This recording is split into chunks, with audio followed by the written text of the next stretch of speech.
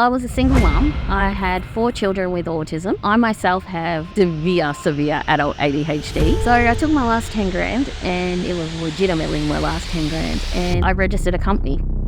Turning 10 grand into $4 million a year in 3 years. Well done. That's amazing. What you're doing is just incredible. I just knew that I couldn't do a worse job than anyone else because no one seemed to care about my kids. No one cared about me as a mum struggling, so I had to change that. 10 grand and an idea. What was this crazy idea that you were going to run out and do, and how did you take the first steps? It's pretty crazy. I think people will look at this as, oh, you got to have this, you got to have that. I didn't know what the heck I was doing. So I go in there, I just have to fake it till I can make it.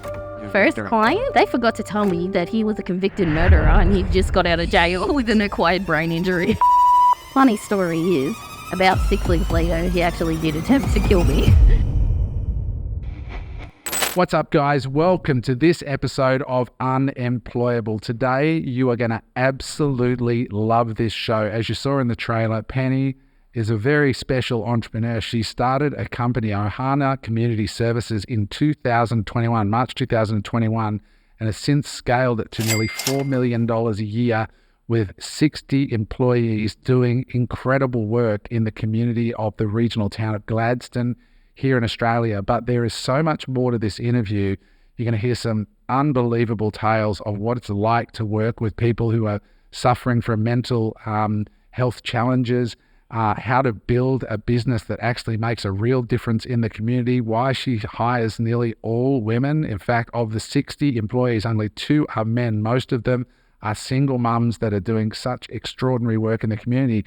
And then we talk about some unbelievable projects that Penny is involved with, from being a chaplain and working for free on Saturday nights in the nightclubs of Gladstone, but also some high-tech deals that she's involved with, one out of Israel, one out of the United States, and how she got exclusive rights to these products that are just going to blow you away. So strap in, because this is such an interesting discussion that will remove all of your limiting beliefs about what's possible for you if you just give yourself permission to have a go and then go hard at it. So with that said, enjoy the show and we'll see you on the other side. Here's a fun fact about our show. We put a ton of effort into making these podcasts for you. The one thing that we would love for you to do if you actually get value out of the pod is just hit that subscribe button. By doing that, it helps us get better guests on the show because they can see that we have a bigger audience. So if you're enjoying the content, just hit the subscribe button below, and then throughout the podcast, drop a comment so that we know that we're hitting the mark or how we can improve. Thanks for watching. Enjoy the episode. What is up, everybody? Welcome to this episode of Unemployable. This is going to be an absolute joy. Welcome to the studio, Penny. How you doing? I'm doing great. How about you? Very well. You've flown in last night from Gladstone via Brisbane to here. Yeah, definitely. How is it to be on the Goldie? Oh, it's good. Unfortunately, it's not very sunny today, but yeah, it's great to be down here. You missed some ripping weather we had for like 2-3 weeks of just paradise, and then we just got a little bit of rain today. Yeah, my first 3 weeks up on the coast, you could say, and not a single drop of rain. I'm like, what is going on? It's winter, no rain, but it's all right now. Yeah, it's been good. How are you, Eric? I'm good. I'm very good. Yeah, Nice. excited. I love Penny's energy, so I think this is going to be a great pod. Yeah, it's going to be awesome. I think for framing, how we met Penny was she actually, I think you follow the pod, right? But how did you initially come across us? I'll be really honest. Actually, my husband follows the pod and he got hold of my calendar and he knew I was looking for a new business coach. And so he definitely harassed me and threatened me with sleeping on the couch if I didn't call you guys. So I definitely called you guys, and then we had a chat and went from there. And we got Sean here in the studio. Welcome to the studio. Thanks for coming along. Thanks for watching. But basically, that's how we came to meet you, is through the coaching. And I really want to acknowledge, you being here. It's not easy to get down and away from a busy business. But for those listening, what is the headline numbers on your business, and what do you do? So tell us from Ohana Community Services, tell us the headline numbers, how much revenue, how many staff, how long have you been going, and then we'll dive into it. Yeah, so we started in March 2021. We started off with 1 employee. We now have 65 employees, and probably about 20 of those employees are nationwide, whereas 40 of those are directly in Gladstone. We have a labour force for support work. We do NDIS work, we do child safety work, we do aged care, we do youth mentoring, anything in the community where you need somebody, we'll do it kind of thing.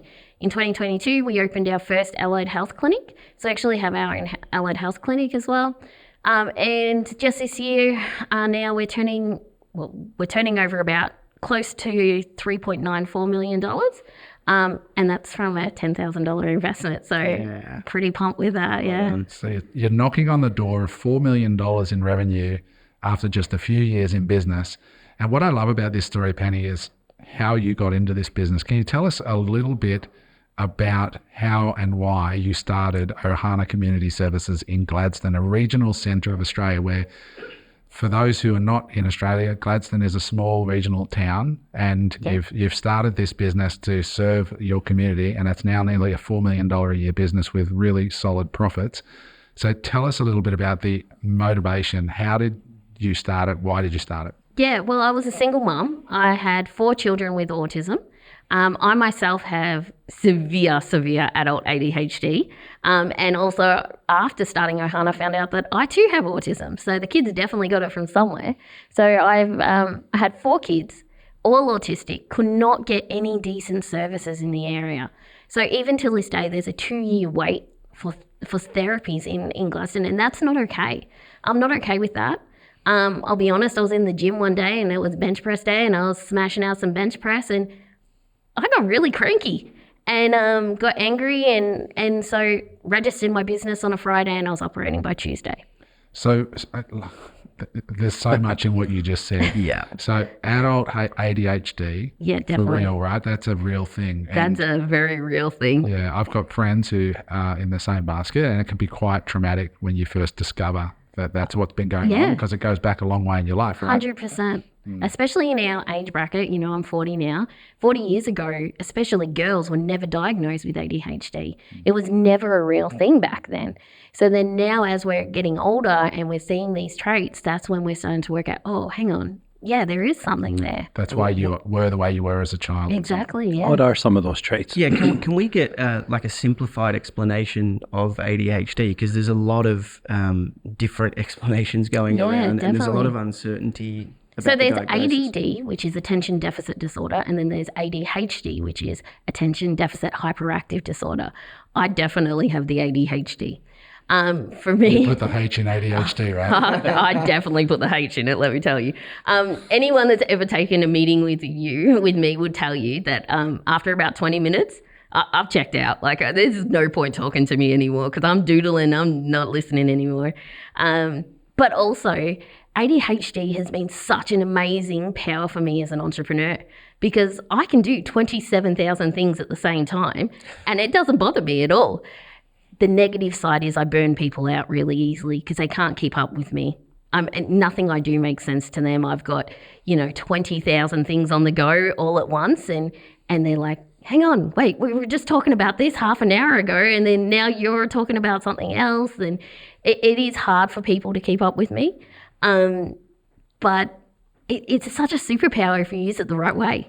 Does it, I was going to ask, does it burn you out at times as well if it's not managed appropriately? Yeah, so I'm definitely not medicated. It's up to everyone if they choose to be medicated or not. Doctors have definitely said, girl, you need some medication. But I'm choosing not to because I love the creativity of it. I love that my brain goes a million miles an hour. I love that the way I think is not the way you think. And I love being able to utilize that. And the way that I look at a certain situation, it's completely different to the way you do. And now that I've got diagnosed autism as well, I understand I'm not crazy. That's just the way my brain is wired to work. Shout out to Sean. Well done, man. Like you've stuck in and you obviously, like, he's super calm. You have to have your He is the complete opposite of me. Yeah. So, and he's just so chilled and he just rolls with all my crazy ideas and deals with it. And He stands in the middle of your craziness and doesn't go away, which is so beautiful. Yeah, he just listens to podcasts all day. I think I'd roll with your crazy ideas too, turning 10 grand into $4 million in revenue in 3 years. Smart man. Well done. That's amazing. So ADHD and then 4 autistic children. So I know in my family, we have a family member has 2 autistic children, and it's so challenging. So here I am looking at you going, you're dealing with ADHD and autism yourself, but you've got 4 kids with it as well. Autism. Autism's no joke. Super challenging. No, it was super hard growing up. We having my kids and being a single mom, and then we had these kids that are amazing human beings, but had significant issues. So just to kind of explain how severe the autism is in our house, I have one son that has sensory processing disorder, so as well as autism. So he can never wear a pair of socks twice, ever. So every Sunday night, I have to go and buy 7 new pairs of socks for the week, and that's just how we have to do it. He will not, he struggles so much. He can't go to school. He's too smart for a special school, ridiculously intelligent. But then the social side of it means that he can't work inside that environment. So we've got that going on. We've had massive behaviour issues. We've had to work with behaviour therapists. We've kind of gone through some really hard times. And then also having boys with autism, and then boys going into those teenage years where they get testosterone and stuff like that, and they get stronger, and it's like... What's the age range now? So we've got my daughter, who's autistic, is 17, and she's actually already started doing uni courses. She actually is so in love with her brothers. She just wants to help them. So she wants to go to school to be a psychiatrist and to get into medicine to help mental health. So she's already on the way there. Then I got 2 16-year-olds. So they're Irish twins. They're the same age for 6 months of the year. So, yeah. Okay, wow. Yeah. Incredible. So let's go to that story of being frustrated when you started the business. Yeah. And you got angry at the gym, you're bench pressing and... I can just imagine this in my head. So Monday morning, you registered the business. So what does that look like for a single mum that might be listening to this, who's frustrated with something in her life? What is the first step and what was the plan? Like, what resources did you have? You had 10 grand and an idea. What was this crazy idea that you were going to run out and do, and how did you take the first steps? So I definitely, one major factor to ADHD is impulsivity, and you just go and do it without thinking. And I just knew that I couldn't do a worse job than anyone else, because no one seemed to care about my kids. No one cared about me as a mum struggling, so I had to change that. So I took my last 10 grand, and it was legitimately my last 10 grand. And I just said, no, we're not doing this. And so I registered a company.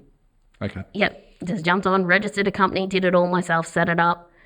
And then what? So then Ohana Community Services is registered with ASIC. Yep. And you got this crazy ADHD that was energetic Friday. Yep. Monday, I definitely was like, oh, hang on, I don't have any workers. Like, what have I done? I don't want to do this job.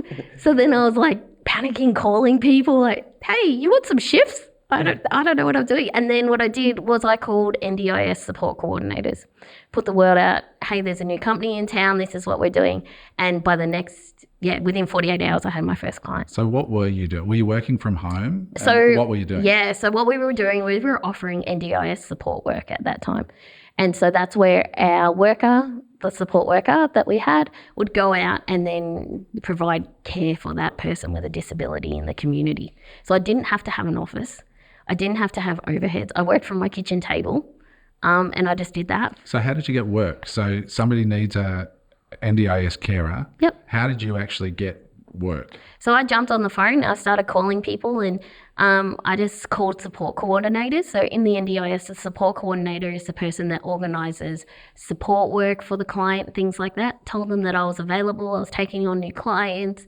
It's kind of put a bit of a sales pitch. Did you have to be certified or anything, or like what qualifications? No, well, at that time, no. No one said that you had to be certified, so... You just said, I'll go and help people in need. Yeah. Well, no one said I had to be certified. No one said... I think that's one of my powers is people will look at this and say, oh, you got to have this, you got to have that. Ambiguity breeds opportunity. If it ain't written in black and white, I'm thinking of a way to get around it. I love it. I love that. You know? Ambiguity breeds opportunity. So you call up these NDIS support workers saying, hey, my company is Ohana Community Services. I provide support services. Yeah. Hook me up. And they say, all right, Penny, go and see this person out here. 100%. So what type of clientele were you seeing? So what So sort I of can tell you support that were you first rendering? client, they forgot to tell me that he was a convicted murderer and he just got out of jail with an acquired brain injury. So what did you turn up and do? Like what was the... So, yeah, he needed 24-hour care. And I decided, I'll send one of the guys. Well, the first thing I learned in my very first week of business was that employees do not show up to work. And so I thought I had this made. I was going to send this guy. It was going to be fine. Well, this guy didn't show up to work. So Penny had to go and do the shift. I've never done a shift of of this kind of caliber. I didn't know what the heck I was doing. I had my blue card and my yellow card, but that was just to show I wasn't a creep. So I go in there. I just have to fake it till I can make it. So you turn up on the door of a murderer. Yeah. And you say, I'm here With to a brain take injury. With a brain injury. With a brain injury, yeah. And what kind of care are you rendering to this guy? So we were just hanging out, talking, and I was making sure that he went through his probation appointments at that point, stuff like that. Make sure the And knives are put away. yeah, Yeah, it's make sure he like- didn't kill you. Yeah, it was. Seriously. Funny story is, about 6 weeks later, he actually did attempt to kill me. Oh my God. Yeah, so I've had some pretty. When did you Yeah. find out that he was a convicted murderer? When the police came to pull him off me because he was on top of me with a knife. Are you serious? Yeah. So, So okay, we want to dive into that. So, but you turn up on the guy's doorstep. You say, hi, I'm Penny from Ohana Community Services. Yeah. What do you do when you walk in the door? Like, what are you actually doing? Were you watching him? Were you cooking for him? Were you cleaning? So we're whatever he needed. Did he need help with cooking, cleaning, making sure he was at appointments? What do you need help with? And I'll do it. And then you just build that to NDIS. To the NDIS, yeah. And so, and on the labour side, I'm just trying to understand the business for Yeah. people because we're an entrepreneurial show. So if you hire an NDIS support worker, Yep. you make sure they've, I suppose, got a blue card and a yellow card. Yeah, definitely. What's a yeah. yellow card? So the yellow card is the NDIS screeners check, which is just a national police check Okay. to make sure you're not creep. So they've gone through a blue and a yellow card. Blue card is just checking you're not a naughty man. Yeah, or- so that's for under 18, whereas the yellow card is for people with disabilities or vulnerable people. So, Okay. yeah. So you make sure the worker has those two things, and then do you do training with them as well? I suppose you do now. with We 60. do now. Back in the day, it It's was just blue like, card, yellow card. off I'm you go. out. I'm out the So door. you pay them a rate, Yes, I do. and then you get paid more than that rate by the Yes. NDIS, and that's where your margin lives. Yeah, definitely. Okay. And so you start off with just you going to the door of a murderer and Yeah. saying, "What do you need a hand with?" Yeah. And okay. So how did it escalate into? Let's hear this story so we can get past it. How did it escalate to like he wanted to kill you? So 98% of the work at Ohana Community Services is based on psychosocial disabilities. So things like schizophrenia, bipolar. We actually only have one client with a physical disability. Everything else is psychosocial. People probably don't realise that the majority of the disabilities are that, right? Exactly, yeah. Everyone thinks, it's physical and you're doing stuff like that. For Ohana, it's definitely not. We do psychosocial mainly. So All jokes aside, that is pretty serious work. yeah, it's full on. And I think me having 4 kids with autism was the best training ever because it taught me how to de-escalate a situation very fast. And so, yeah, so we went out there and that guy was a good guy. Apart from that. Except for when he tried to stab me. And he may have gone back to jail because he said he was going to burn my house down as well. But those things happen in work. So, yeah, he was a great guy. And in the end, we had a great working relationship with him. So, Yeah, I mean, it's easy to joke about these things, but these are real mental health issues, right? 100%. And you see these terrible atrocities that happened in Bondi, for example. Yeah. And it's, it's terrible what happened, but underlying that, of course, is a serious mental health condition. serious. Yeah, and just hearing you, this guy's tried to kill you and threatened to burn down your life, and you've basically consider him a great guy, right? You're seeing beyond. It's I always say, like, if you had a broken leg, you'd go to the doctor and get it fixed. Yeah. Mental health is the same thing. Yeah. If we don't meet people at where they're at, how are we going to help them? Yeah. So how often did you go, like this initial person? Yeah. How often is he allowed to book you in? Yeah, so we had quite a few hours with him. So we were doing like 20 hours a week with him. But within that first 2-week period, I was on the phone, like I was hustling. And I also find it really, really hard for people to say no to me when I'm in their face as well. So I was driving around doing whatever I had to do. I think by the end of that first 2 or 3 week period, we had 15 clients already. And we were already rehiring, obviously. So what did you, to get those 15 clients, what did you actually do? If you take us back to, are you driving around? Are you on the phone? So, are you taking care of this guy and making phone calls at the same time? Like, I try to do as little support work shifts as possible. So as soon as I could get someone to cover me, I was out, and I was definitely on the phone talking to people. And definitely not sending emails, not texting. I was physically calling people and talking to them and saying, hey, are you happy with what's going on? Are you getting the right service? Because we can do better. How did you find these people? So what I did is jumped on Facebook or whatever. Usually Google, found a search, found all the support coordinators in the area, started calling them. I called the NDIA, which is the National Disability Insurance Agency, which runs the NDIS scheme. And then also spoke with like local area coordinators and things like that. The big thing for us when we started with Ohana is that we started as an unregistered provider. So there's 2 types of providers in the NDIS. There's registered or unregistered. To be an unregistered provider, you don't have to have an internal audit, and you don't necessarily have to answer to all of the rigmarole that you have to do as a registered provider.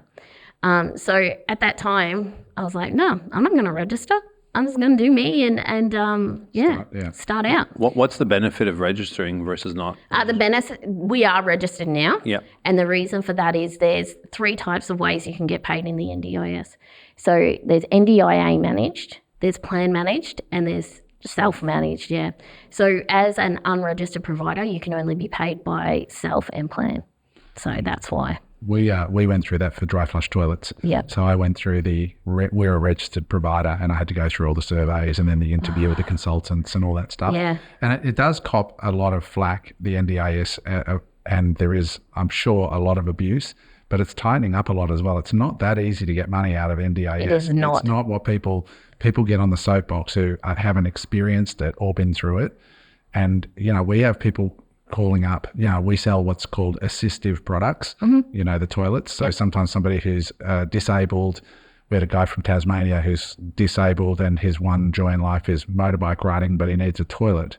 And so it was approved on the basis that it helps him to enjoy that as an assistive technology.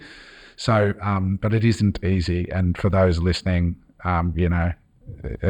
it cops a lot of criticism. It does. And you've seen that too? I mean, there is abuse of it. Of course there's abuse of it, like any scheme that there is. But especially now, it's really tightening up. And anyone that's been through an NDIS audit knows how brutal they are. Yeah. They're pretty tough. To be certified wasn't easy. No, it's not easy. To go through the whole and thing. it's expensive. It costs thousands of dollars. Yeah. But, we've had people on the phone with real needs that it takes months to get approved for things like... Yeah, especially assistive tech.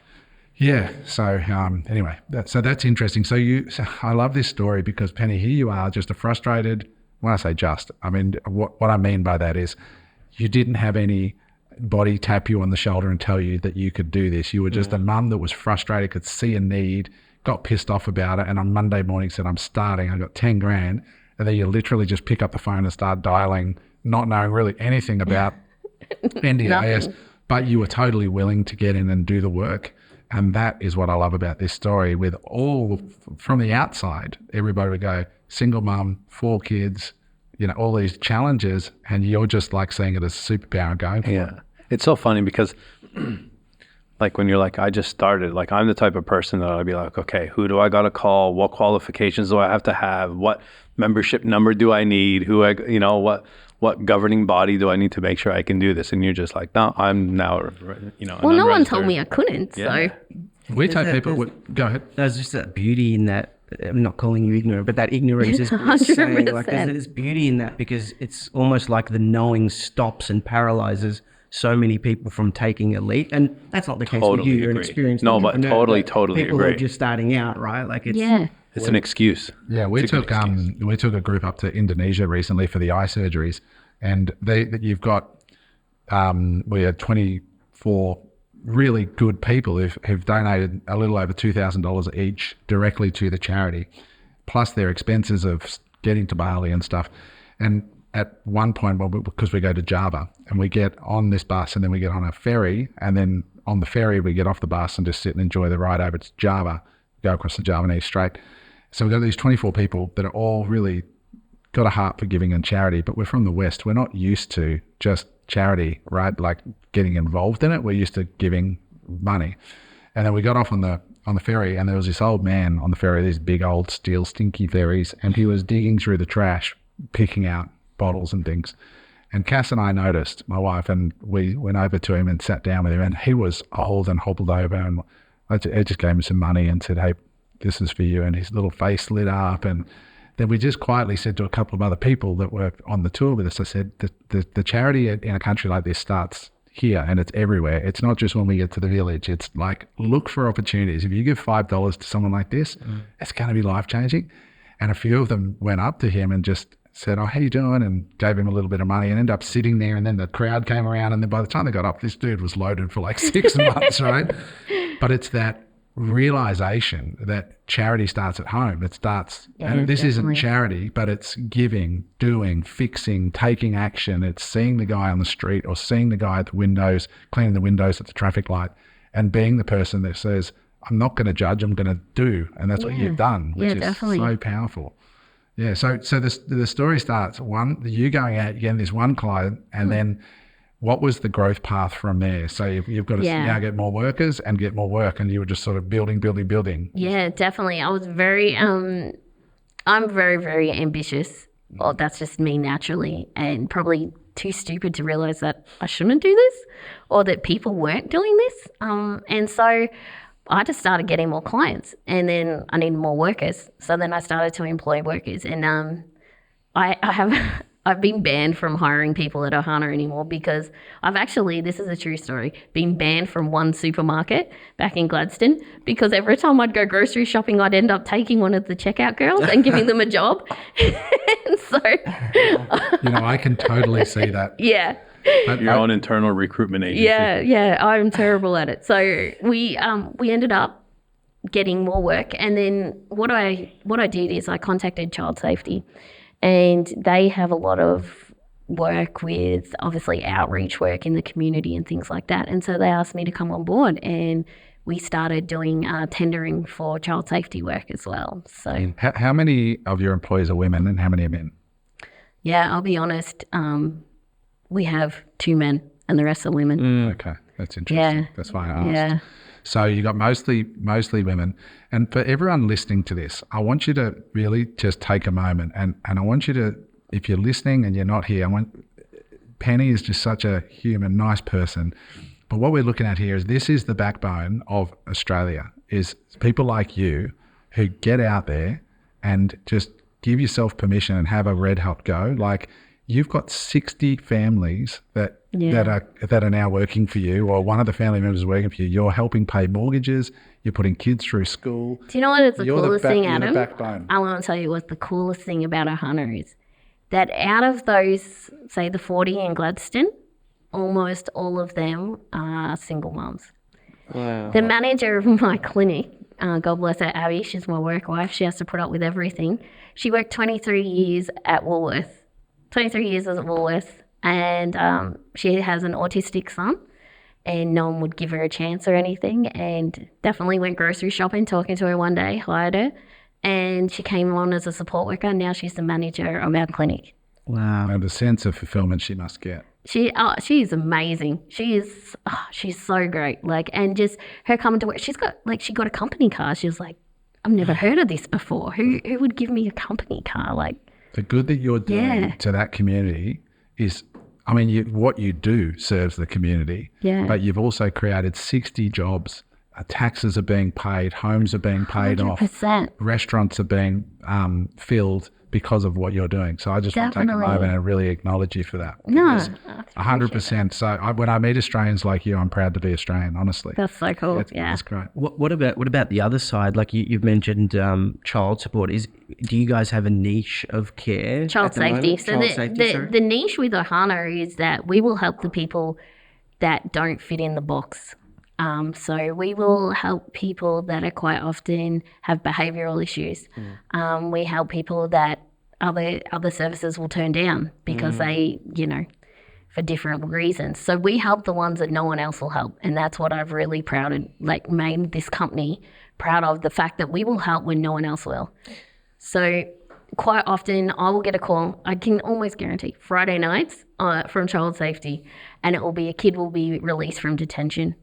That kid is probably too violent to go into a resi or something like that, and they need somebody. These kids still need to be looked after. So we actually go into hotels and do commercial care, and we'll put workers in a hotel and we'll look after them. And who pays for the hotel? Well, that was one of the lessons I learned in life. Not me anymore.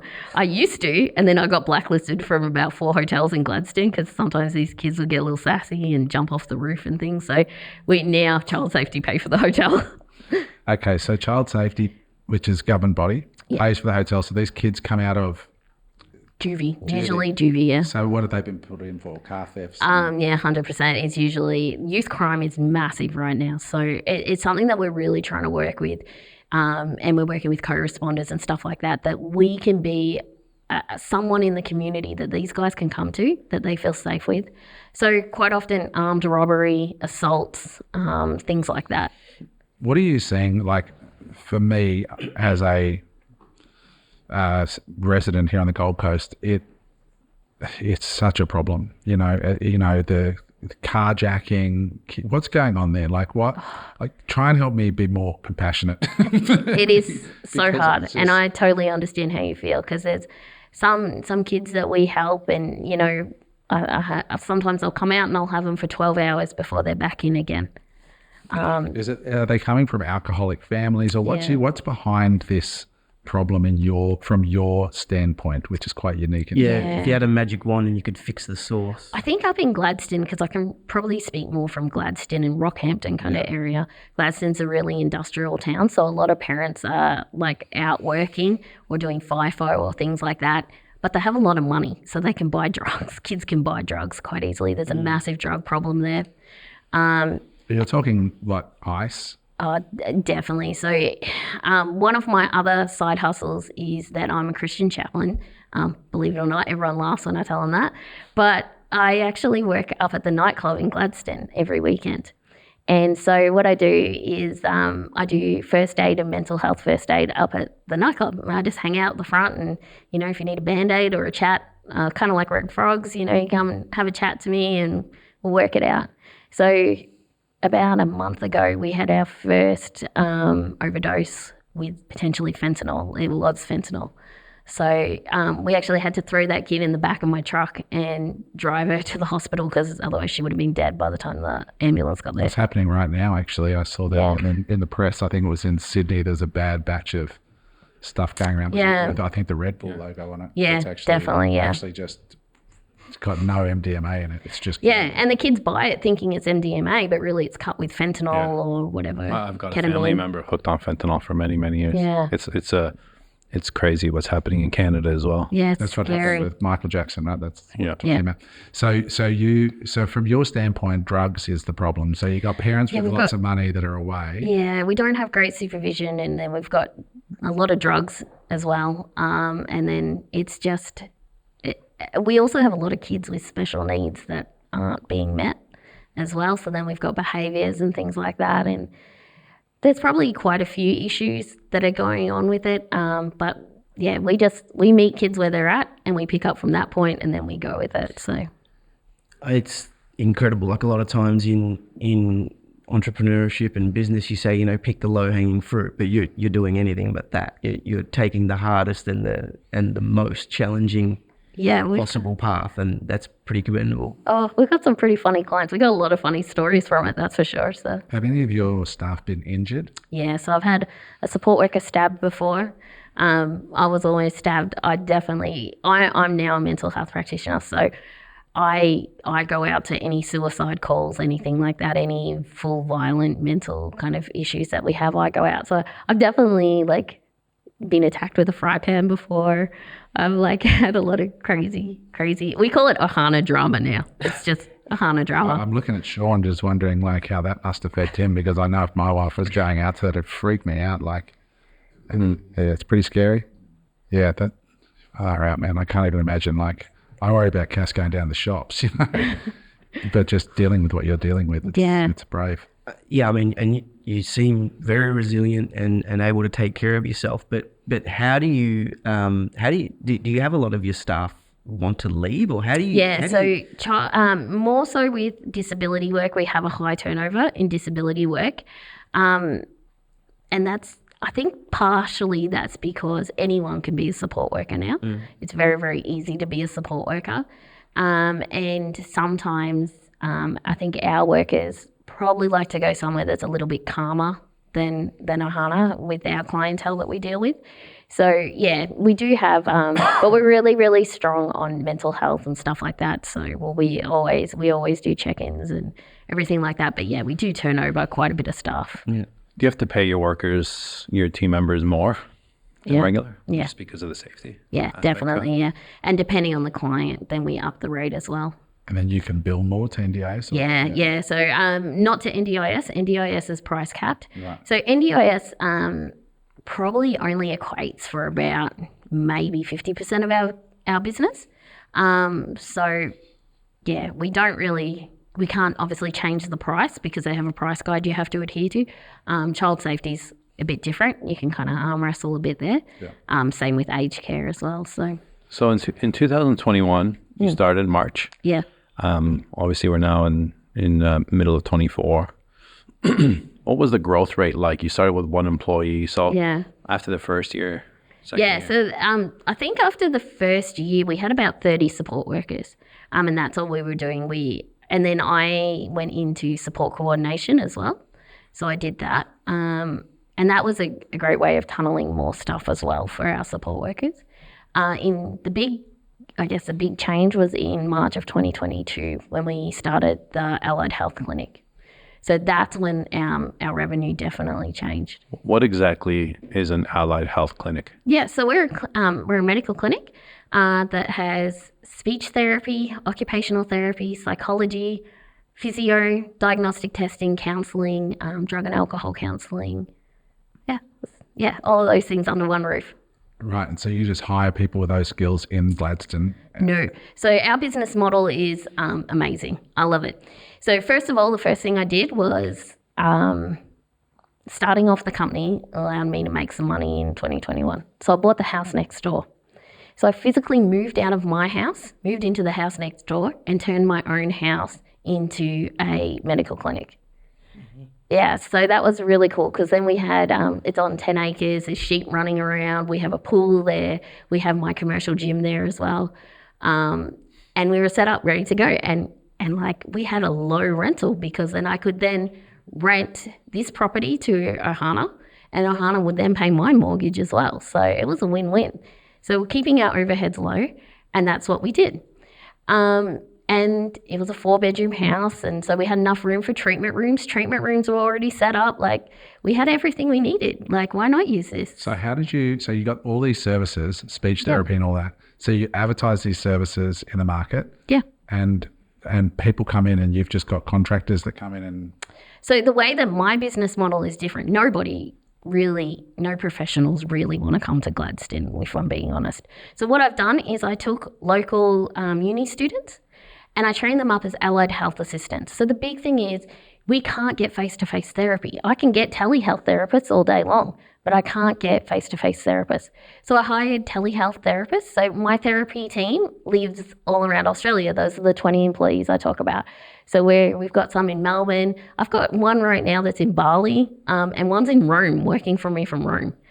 So this is a great model for those guys because they can travel, do whatever. As long as they show up on time to their appointments, I don't care. Where did the idea come from, though? Like, how do you go from setting up a clinic thing, going, okay, I'm just going to set it up, telehealth, and I'm going to get them at the university because I can't get them anywhere else. Like, obviously I know your mind works a little bit different than ours, but how do you told us she couldn't? No one said I couldn't. Yeah, but where does it come from though? Like, what happened during COVID is my littlest one, Jeb, who is 6 now, he was nonverbal until he was almost 3, and so what we had to do is during COVID we had to do telehealth, but telehealth does not work with little kids. They're not going to engage in that.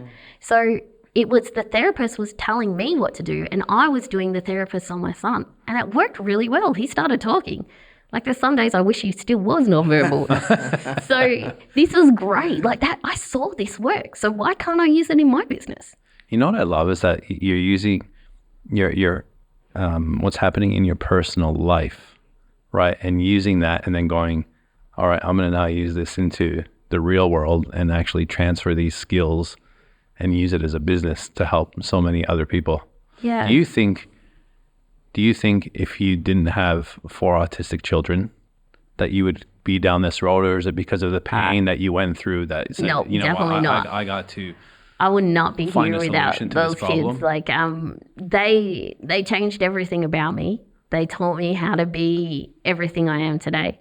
And the patience that I have now is because of them.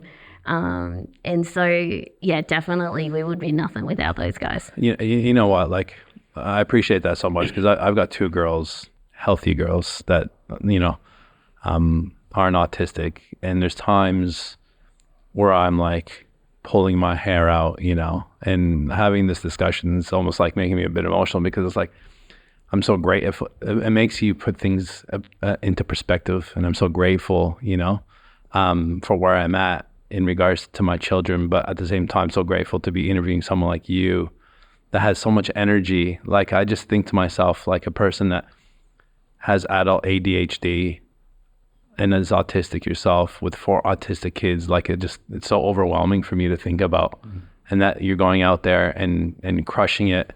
And we have other clients, coaching clients and stuff that are sitting there thinking about a product idea, ripping their hair out. And I'm just like, there's no fucking excuse.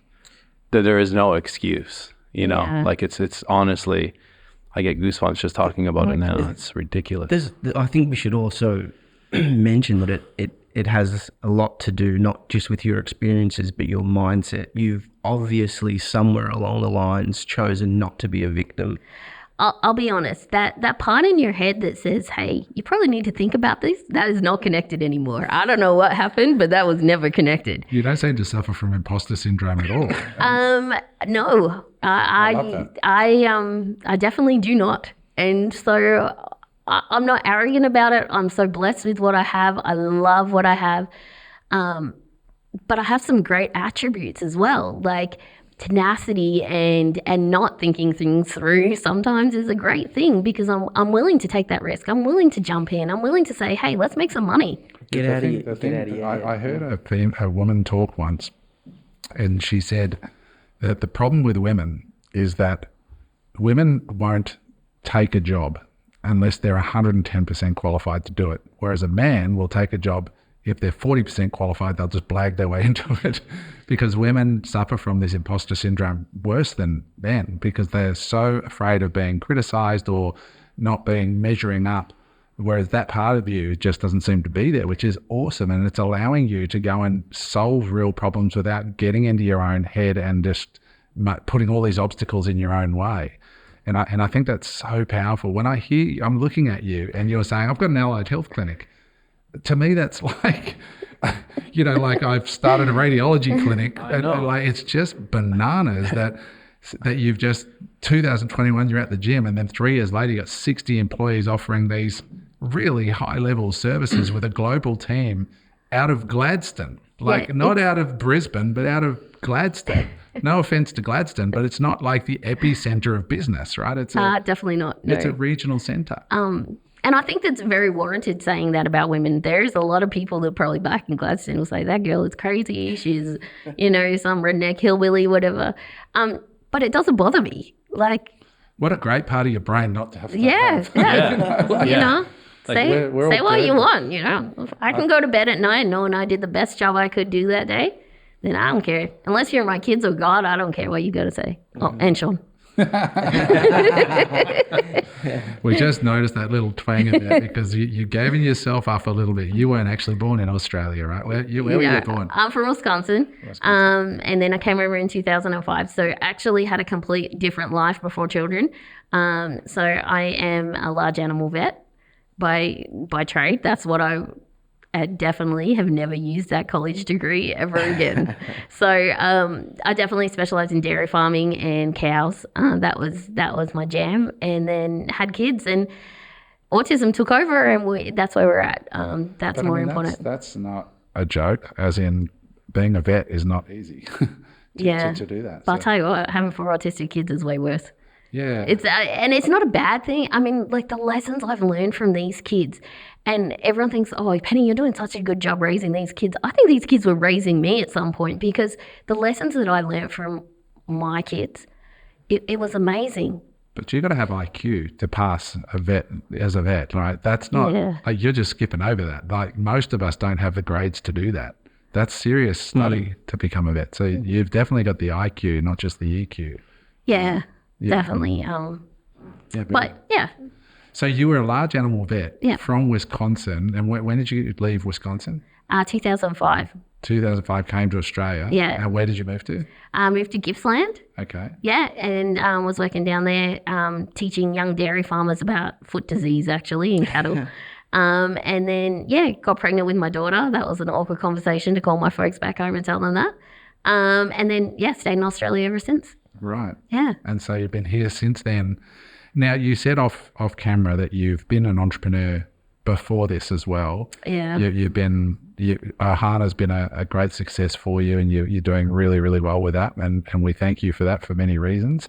But what else have you done? And I'm going to ask you a question. I want to know some of the stuff that people are most surprised to hear about you. But let's start with what else have you done apart from...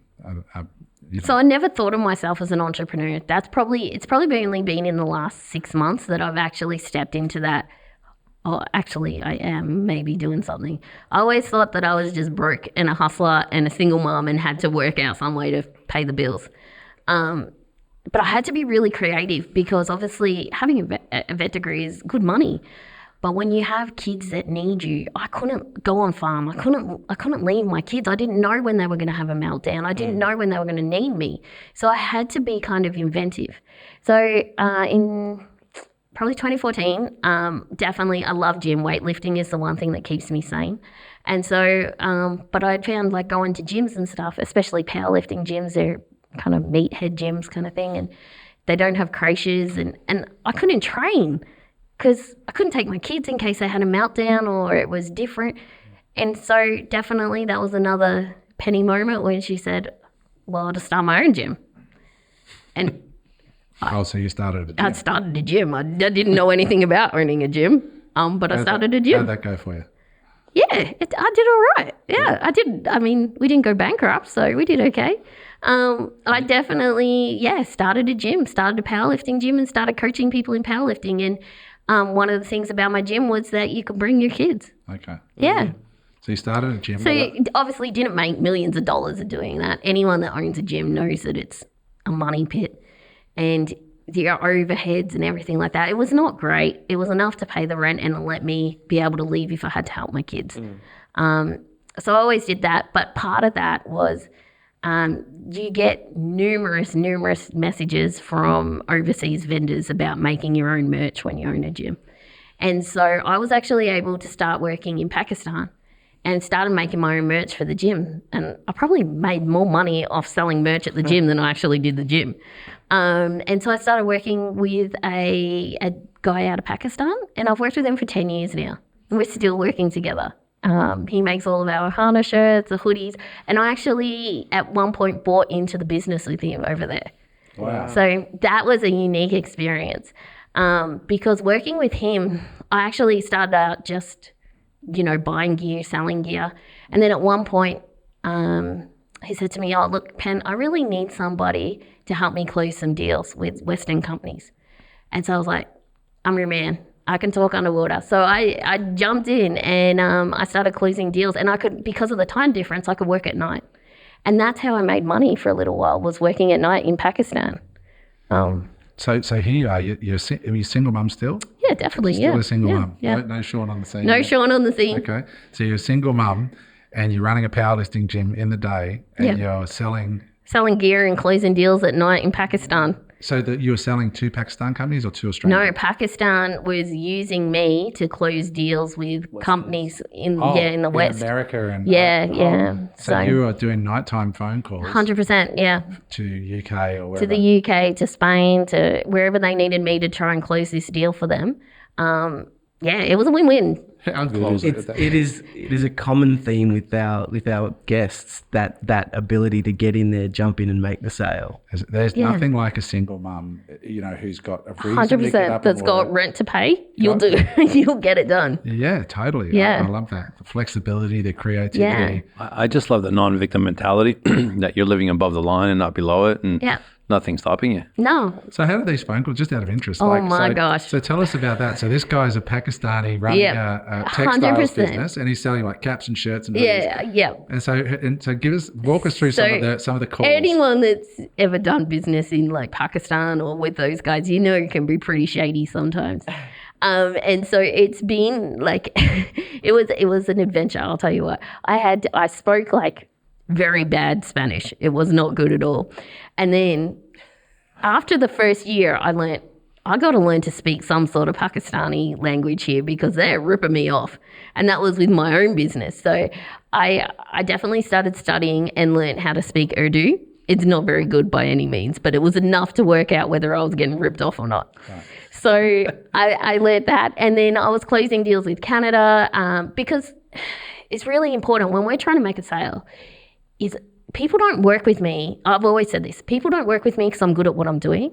They work with me because I make them feel a certain way. And in that sale, I was a white woman, a white Western woman. So I was able to make that person automatically feel more comfortable than doing business with someone from the East. So I was able to generate that feeling and then use that emotional intelligence to close the deal. And take my commission. We have had a lady on the pod's not out yet, but she is a female sales coach and she trains women to be salespeople.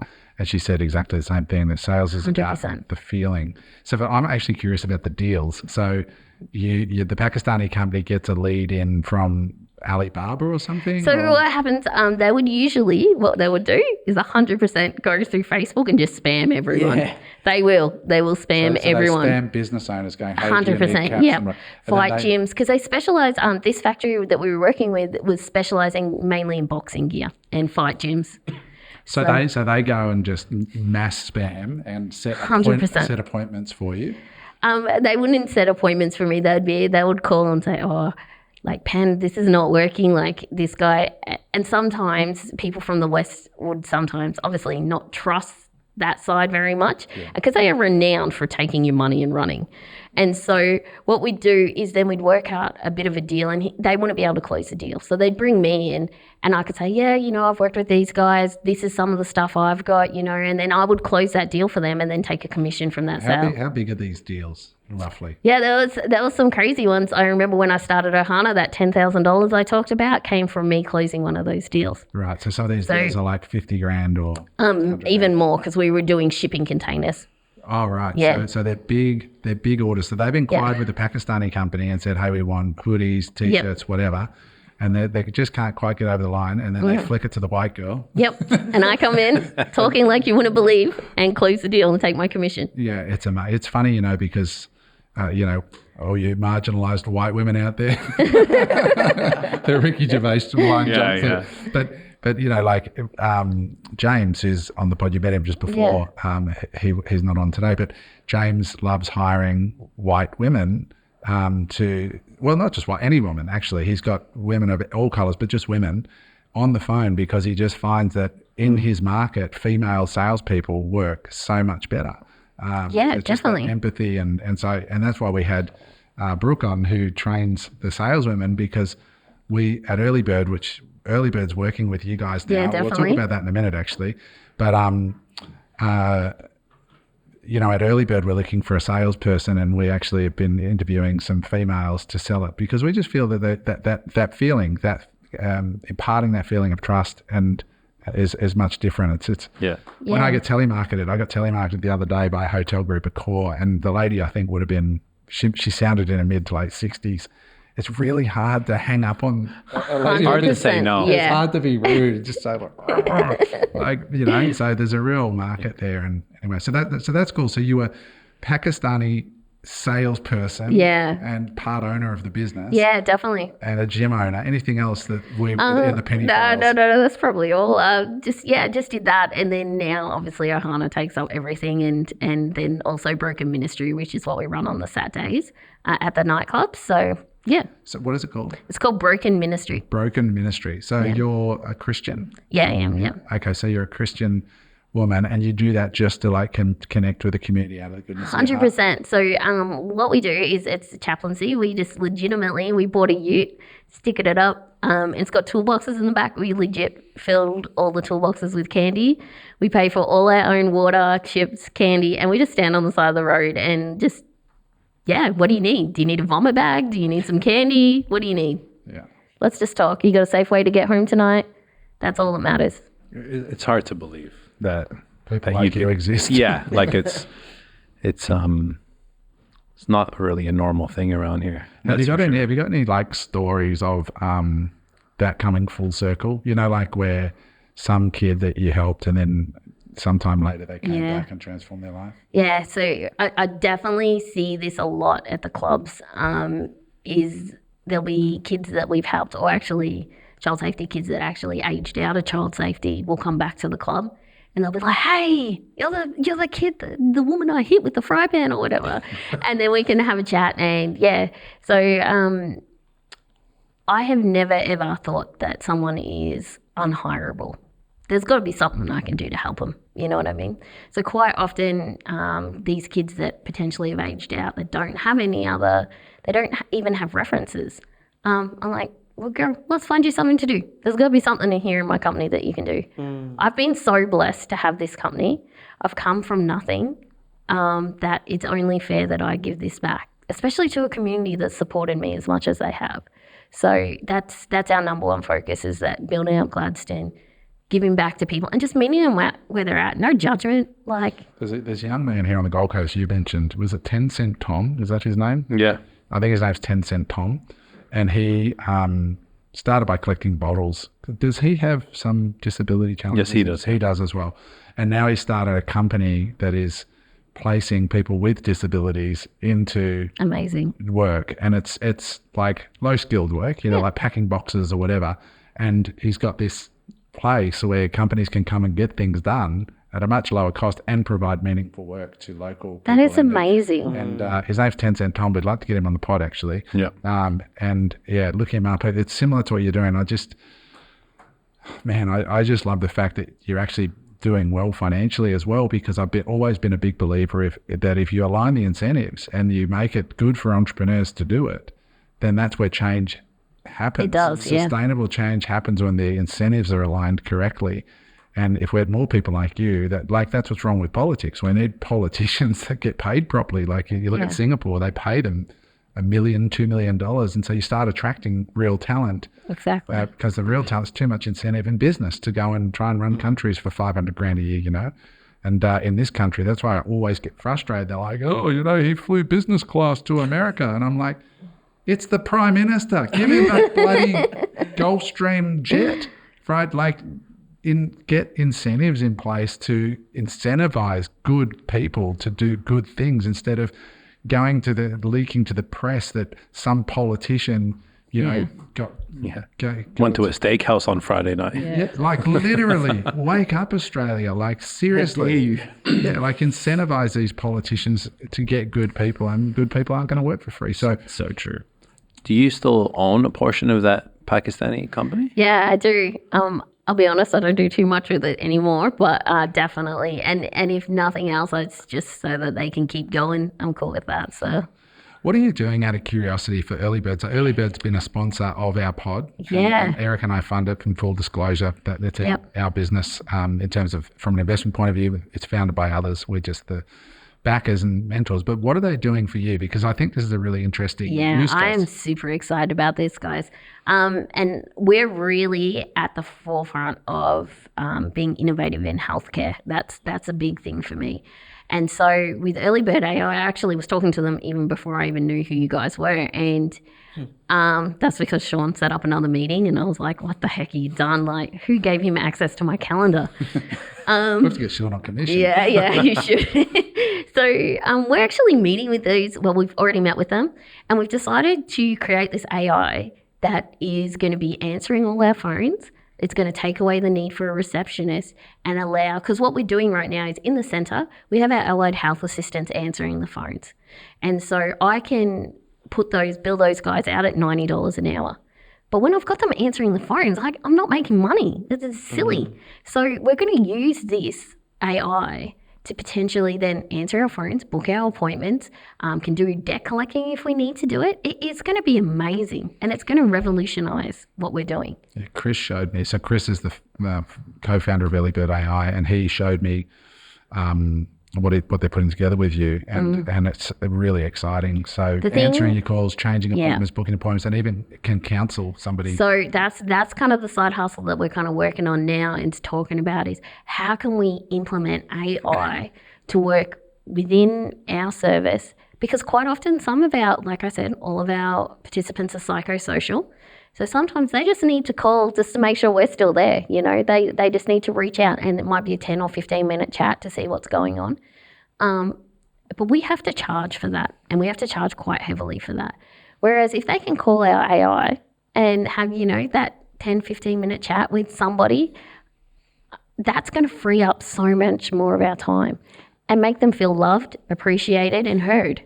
Just this morning, before we recorded this, we recorded our Friday session just before this one, and it comes out on Friday, and we had a deep chat about an AI counsellor that I've been engaged with and just testing what's there with voice, and it is amazing what is possible now. It is so exciting. Delivered with inbound phone calls, linked in, so the client calls your 1-800 number or whatever you've got, and they can actually, this is voice as well, I've been testing it. And I was just sharing with the boys how profound it was and how I quickly sort of forget that it's an AI. You definitely will. Yep. You do. And I started engaging and it started saying, okay, Adam, so maybe think about this and think about that. How does that resonate? And it feels like I'm talking to a human. It was in a British accent. It was calm. And I was like, oh my God. And I thought to myself, would I, because I could tell this thing anything. I could, chat for as long as 100%. I want. And I didn't feel like I was being judged. It remembered everything I said and will remember everything I say forever and be able to say, 6 months ago you said this thing. Now, if a human being said, Penny, 6 months ago in this conversation you said this to me, how would that make you feel? 100%. It'd make you feel valued and seen and cared for in a way that most humans don't have that level of care or capacity to remember that level of detail about conversations and to advise based on it's like a superwoman who never forgets. Yeah, exactly. Ever. I have one of those. So do I. Well, you think elephants have got good memories. Try a woman. So I am very, very excited about this, and I'll probably blubber on about this because I'm so passionate about innovative healthcare, and I am so excited about AI. And so one thing that we do deal with a lot of psychosocial is suicidal thoughts and negative thoughts and things like that. And I'm not saying that we need to replace some of these call-in numbers or anything like that, but AI works 24/7. Do you know what I mean? And so right now, one of the national services for suicide prevention is the suicide callback line. Callback line. Okay, so, God bless everyone for doing everything they can. But if you've got, say, somebody with severe mental health like schizophrenia and you want them to leave a message and call back, that's not going to work.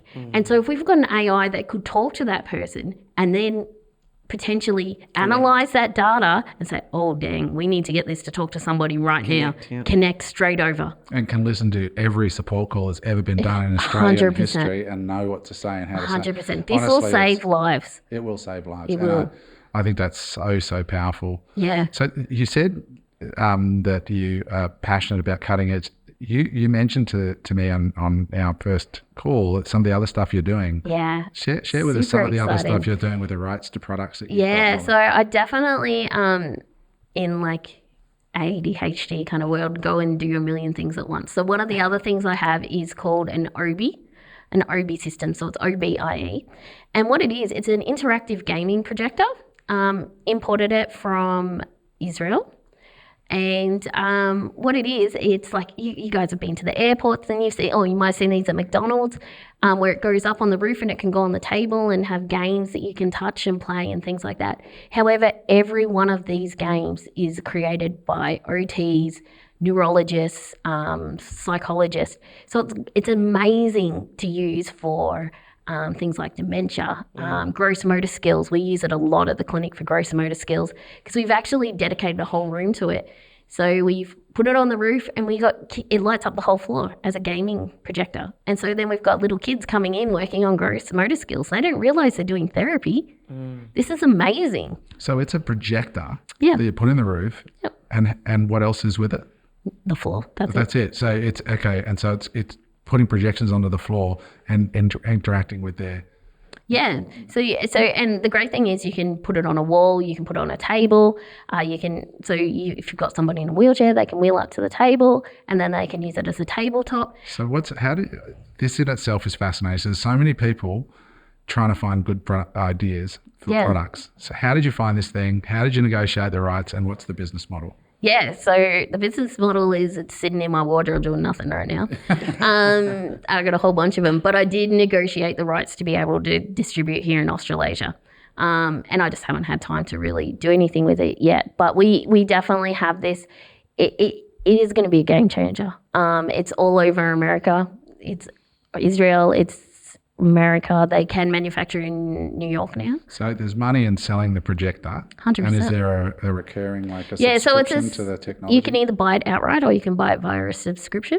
Okay. And then And so you sell it to who would be the clients for this? So definitely healthcare centres like ours, but also aged care. This thing is amazing for dementia, and the social side it brings to people in nursing homes is huge. So you can create an OB room. Definitely. And then charge X amount for access to the OB room. That is how we market it at Ohana right now, is that we have a room set up. But what we actually do is to maximise our profit with the OBs. We have our OT come on board and they write a treatment plan, including the OB is one of those tools. So then I can charge it out as OT therapy and we're using the OB. And how much does an OB cost? 10 grand. 10 grand to buy an OB. And Yeah. how much could you make from an OB in a year? I've made a lot of money because I charge it out with my OT. So my OT is charged out at $193.99 an hour. Okay. Yeah. And then the OB on top? Yeah, so usually we don't charge the OB out directly on top of it. We just include it in that fee, yeah. That's amazing. I Yeah. love this. It's just so entrepreneurial. And so you could have these OBs all out. If you've got the rights to it, you can charge a monthly retainer if you want to. 100%. And then they can on-charge it. So you've got this opportunity just to sell this device, charge a monthly fee for using the intellectual property. It's all in your hands, right? Yeah, 100%. We're good to go. What's stopping you from pursuing that business rather than the biggest sitting in a closet? problem I have right now is probably Ohana. And I love Ohana. It's amazing. But unfortunately, I've made myself very employable in the business. And that's what's holding me back. So that's why I've invested so much in coaching, because I need to scale Ohana so that I can step back. So just before we move on to some other stuff, another great thing that I definitely did not tell you about is SocialWise VR. So we are working with a company out of Los Angeles right now called SocialWise VR. And we're doing a clinical trial with Penn State University. And this thing is epic. This is going to change how we do healthcare and social interaction for kids with autism in Australia. This thing is going to be massive. We're the only clinic in Australia that's going to be involved in it. And it'll probably be launching by the end of the year. But what we're doing is it's a VR headset. So you're just using your MetaQuest 2. It's a VR program where there's live events. So obviously, it's a recorded social situation. It's aimed for kids between 16 to 25 years old. And it's those situations where some of our neurodivergent kids would potentially not know how to act in those situations. So one of the situations is you're at a party and there's an annoying drunk person. And what is the appropriate thing to say? And so, or you're at the airport and there's like a really jerk TSA officer there or something. And what's the appropriate thing? So it teaches kids with autism how to appropriately act in an intense social situation while they're safe. What's a business model for something like that? How would you monetize that? So that's a subscription-based model as well. And that is, it's subscription-based, and hopefully by the end of the year, we should be able to start moving that out here. So people with autistic kids or an autistic person would buy the Quest headset, and then you would subscribe out the I think most likely what we'll be aiming it towards is actually therapists here in Australia. Right. So it's a tool in their toolkit. So they buy the device and then they can charge by the hour. That's exactly right, and that's how they make money. Yeah. And then we get the subscription. So I just sit here and it's just so challenging to people's paradigms that, including mine. And you're here, 2021, single mum, 4 autistic kids, and now you're bringing in Socialwise VR, which is a Penn State University. I know. And like, you just got yourself into these deals. Like, how, at a practical level, when you're connecting the dots looking backwards, what got you involved in Obi out of Israel and Socialwise out of the United? How did you find these deals? How do you approach them? Or did they approach you? Definitely not. I definitely annoy people till they say yes to me. I never take no for an answer. So how did you discover this? Was it like you're watching YouTube videos? Obi, I don't know where I saw Obi, and I was like, dang, that's going to put my clinic in a whole new area. We're the only one in central Queensland that has this. We're the only one in Queensland that are using it for disability. So I was like, nah, I'm going to call these guys. So I started blowing up their phone on WhatsApp. And definitely negotiated them down, got my first unit. And then I used it and I was like, this is good.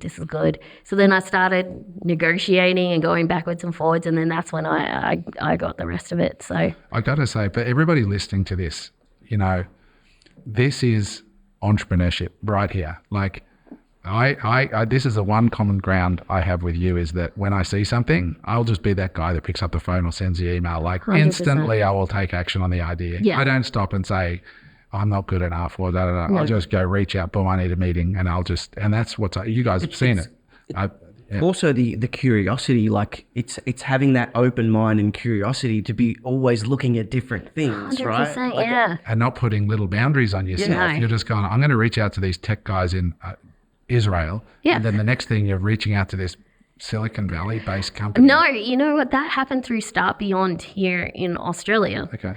Start Beyond isn't like a massive company, and I definitely didn't realize how good they were until I actually talked to them. And I don't know how many times I go home to Sean and say, why did I talk today? Like, what the heck have I just done now? But I called them and I was like, no, I want a meeting. I want you to write me an app. I want a VR app and I want to do this. And he goes, yep. So we had this meeting and then he's like, hang on, I've just done something like this for a company in America. And so I had an idea that was similar to Socialwise. So then he's like, hang on, I'm going to hook you guys up. So he did an introduction, and then me and the girls over there, it's run by 2 neurodivergent girls, and we hit it off, and then, yeah. What does neurodivergent mean? So neurodivergent is on the spectrum or ADHD or anything like that. Okay, that's the word. Yeah. Penny, this is amazing. I just love this because you just don't have, I can see I don't know whether it's the ADHD or what it is, but the way your brain works, it just doesn't put normal, ordinary boundaries on what's possible for you. And definitely not. That is such a superpower. I think my next business partner that we should look into needs to have ADHD because Eric, anything like you. Just so you know, I'm available for chats later. There you go. Sean, did you see Sean there? He's just like, Jesus Christ. Yeah. But like you said one word earlier, tenacity. Yeah. You can just see it. 100%. You can feel it. Like I can feel the energy. Like how's the energy, guys? Like it's just unreal. It's crazy. I mean, you said to me when you signed up for the coaching, I said, why are you wanting to join the coaching now? And you said, I don't ever want to be broke and I want to grow. I want to grow. I want to be better than this. And it's not that I'm ungrateful for what I've got now, but I have so much more to give, you know, and I have so much more stuff to do. And although I am 40 now, it's pretty depressing, but like I'm just hitting my strides. I didn't make it in my 20s. I barely made it in my 30s, and I'm going to make it in my 40s. So we're just going to keep pushing and we'll get there. So stoked for you. Like, awesome. Honestly, like, love it. I hope you guys, wherever you're hearing this, can feel this energy and this passion and this lack of self-doubt. It's just beautiful to experience. So Yeah. for the listeners that don't have ADHD and don't have that little person on the shoulder going, you can't do that. Are you crazy? You're not good enough. How do you talk to them? What do you say to them that are listening to this right now? Like Adam says, they're on the train, they're in the car, they're stuck in traffic, hating their life. Self-talk is bad. Yeah. Right. And majority of people obviously have that self-talk. I still have that self-talk at times. 100%. I think everyone has that self-talk. It's how we change that self-talk. Is it, you know, look at Navy SEALs. Number one thing they have is self-talk. It's not negative self-talk. It's positive self-talk.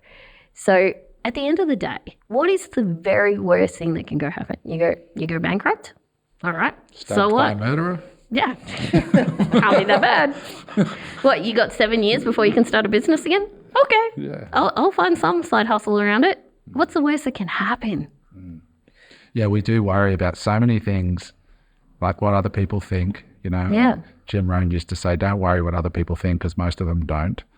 Yeah, I love that. That's very fair, yeah. But we worry about what other people think, and we forget we're going to be dead in a minute, and maybe sooner. Yeah. Like the bullet that's going to kill you has already left the gun, so get on with it. Yeah. And, you know, I think that's very powerful. We've spoken about this as well, you know, putting it down on paper or talking about the absolute worst that can happen. Once it's down and it's there and it's out there, you've kind of faced it in a way. Yeah. Yeah, it's such a... Yeah, that's right. There was therapy done with that, right? Where they took into aged care facilities and they took people through meditations in the last year of their life where they got them to visualize themselves at their own funeral, dead in the coffin. And it sounds terrible, but they did it as a therapy to help older people with a fear of death to overcome the fear of death.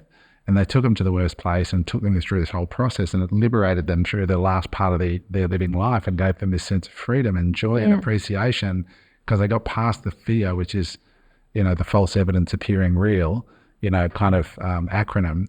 And it's just such a testament to what can be done when you just have a red hot go, and like from March 21 to now, and just hearing what you're doing is just incredible, and just the conversations you're having and the level of passion you've got for what you're doing and the impact that you're having is just amazing. And so few of us get even close to touching our own potential. And I always find that those that are like yourself, that are just getting a taste of it, they just want more of it, and they realize there's so much more. And that's why I liked Grant Cardone's book 10X.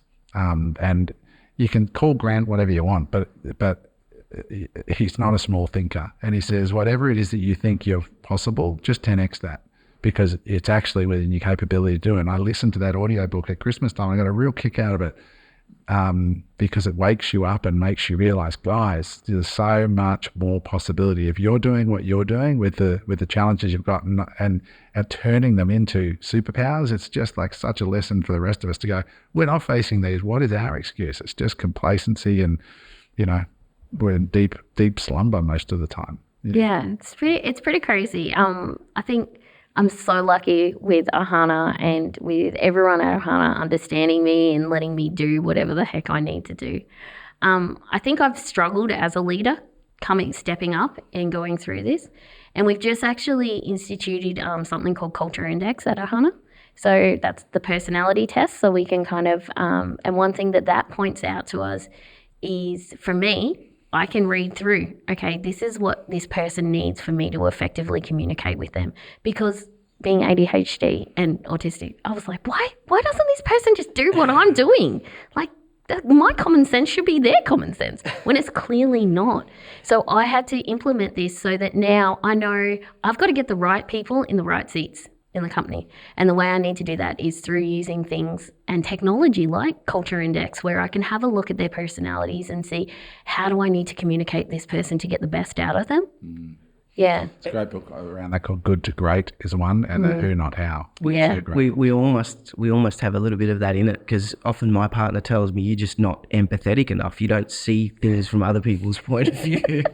And so, like, you know, we're all dealing with this at some level. So it's amazing that you're kind of embracing that challenge to step up and be a better leader. So yeah, I definitely can resonate with that. Yeah, I definitely think that as much data as I can get, that's the way my brain's going to work. So if I can get all the data, process it, and work out what I need to say to you to get the best out of you, that's my responsibility as a leader, to get these guys to be the best that they can be in the roles that they're in. Penny, it's been a fascinating hour with you. We've really appreciated you coming down. I think this is an epic discussion, and I hope for our listeners at home that you've gotten a whole bunch out of this. It's just extraordinary story. We can't wait to work with you this year in our coaching program and to see where we can take you and get you into the 8-figure club from here.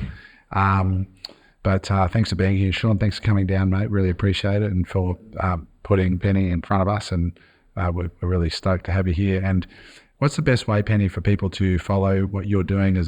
Are you on socials or? Yeah. So they can just hit us up on Facebook or on Instagram, and yeah. What's your Instagram? Ohana Gladstone. Ohana Gladstone, and Yeah. Facebook, same. Yeah, just the same thing on Facebook. You can too. see what Penny's doing, and Yeah. give us some love. And Definitely. if you're out there, dealing with some challenges and so on, listen to this back and let Penny be your guide and mentor in a way. I think it's always important to have people like you and voices like you in this space. So thank you for coming down. No, thanks for having me. Quick shout out to Early Bird. If you want to get an audit like Penny did, talk to the guys at earlybird.ai.